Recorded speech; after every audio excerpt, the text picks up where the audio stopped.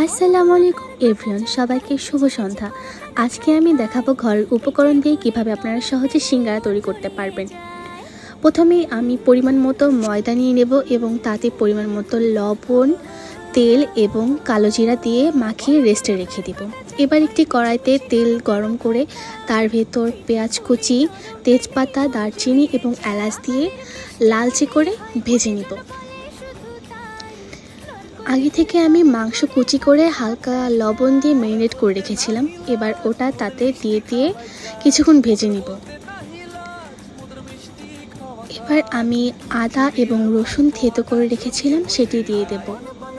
আপনারা চাইলে এর ভেতর আদা রসুন বাটাও দিতে পারেন, কিন্তু আমার কাছে মনে হয় থেতো করে দিলে টেস্টটা বেশি বেটার আসে।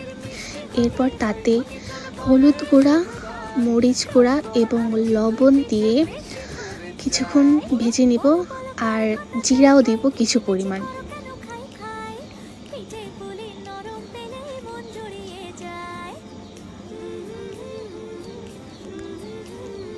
আর আগে থেকে কুচি করে রাখা কাঁচামরিচ দিয়ে দিব। এখানে কে কীরকম ঝাল খান সেটা বুঝেই আপনারা ঝালের পরিমাণ দিবেন। আমি যেহেতু কাঁচামরিচ দিয়েছি তাতে অল্প পরিমাণ মরিচের গুঁড়া দিয়েছিলাম। এবার আগে আলু সিদ্ধ করে রাখা সেটা ম্যাশ করে আমি এর দিয়ে দিয়েছি এবং ফ্রোজেন করা আগে থেকে কুক করা ছিল ছোলা ভুনি, সেটা আমি এর ভিতর দিয়ে দিই।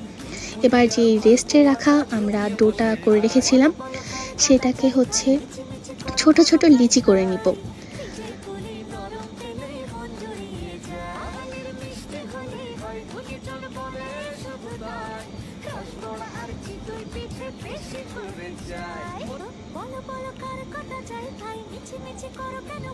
লিচিটাকে বেলে কিভাবে আমরা সিঙ্গারা বানাবো তা তো আপনারা দেখতেই পাচ্ছেন।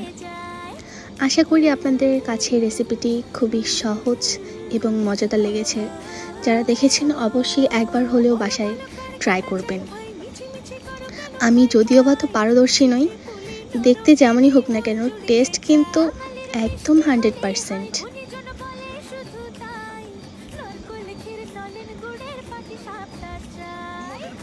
কিভাবে সিঙ্গারাটা বানাচ্ছি সেটা আপনারা দেখে বুঝে নেবেন।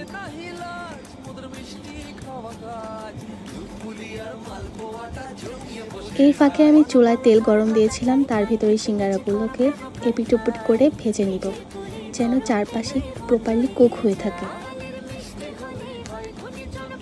সিঙ্গারাটা দেখতেই কত বেশি মজাদার লাগছে দেখতেই পাচ্ছেন। খুবই মজাদার এবং ক্রিস্পি হয়েছিল।